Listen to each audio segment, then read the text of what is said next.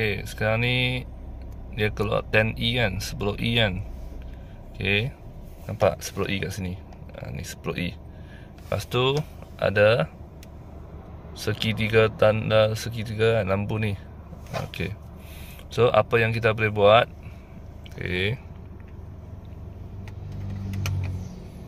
kat panel sini kena tekan kepada arah kanan, ke arah kanan.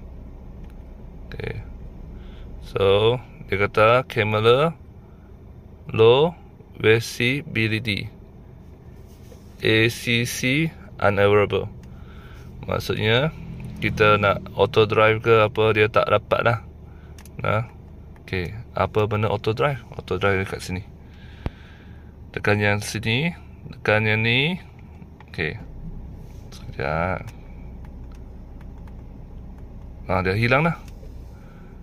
Sebab apa? Sebab hujan hari ni. Hujan. Lepas tu dia tak nampak. Dia keluar 10E lah. Okay, auto drive ni kat sini. Kat sini. Yang ni. Tekan yang ni. Wujud balik. Tengok 10E dia wujud balik. 10E dia wujud balik. Dia tak bagi auto drive. Sekejap lagi saya jalan dalam 1 jam 2 jam, saya record lagi sekali. Okay, selepas dia hilang 10E ni, saya record lagi sekali, buat video yang sambungan. Okay, setelah drive berapa minit kan, tadi pukul 6, sekarang 6.45 kan tu kan. Sekarang pukul 7. Okay, dah clear dah. Dia punya kamera tu sudah kering sikit. Dia nampak dah. So bila dia kering, dia tak wujud dah. Yang ni dia tak wujud dah. So okay, tadi saya nak ajak auto drive kan. Auto drive kat sini. Bila kita tekan yang ni, okay, dia wujud dah. Okay, tekan yang kanan ni, dia wujud ni. Okay, so kita boleh set. Yang set ni kita drive dulu. Contohnya kita drive 60, kita tekan set, dia akan kekal 60 lah. Lepas tu kita boleh up. Sebab yang ni kena try masa drive. Masa drive saya tak boleh buat record sebab bahaya. Saya boleh buat record sebelum drive. So bila dia okay, yang ni kalau you nak auto drive, you kena tekan yang ni. Tekan yang ni satu kali, lepas tu set. Okay, bila you dekat traffic light merah, auto drive tu akan hilang. Dia akan jadi kosong balik. Bila kita tekan brake kan, dia hilang balik. So macam mana nak speed yang tadi, speed yang kita set tadi tu, kita tekan atas ni, tekan reset ni. Bila kita tekan reset je, contohnya tadi kita letak 90 kan, kita tekan reset, dia akan pergi terus 90 punya speed.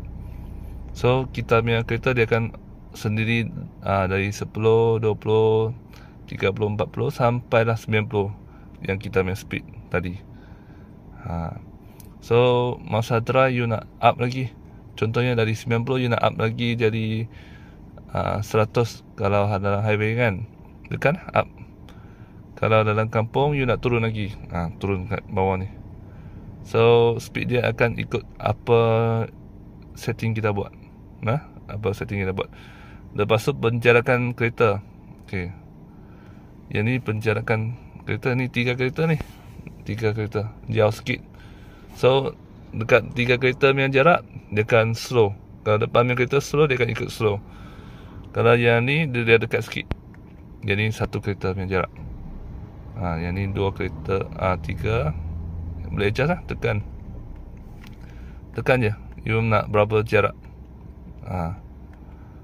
Okay, saya tekan lah. Lepas tu tengok tengah ni, dia wujud apa. So dengan setting ini, okay, I pergi ke sini. Dengan setting ni, I punya range ni Dulu saya pump minyak penuh, dia pergi 400 lebih lah. Setelah saya setting auto dry dan jimat minyak, saya nampak perbezaan yang ketara dari jimat minyak. Lepas tu ini saya jalan area kampung, dia slow sikit. Kalau saya jalan area highway, average dia boleh pergi sampai 15.9. Saya pernah capai 15.9 km per liter.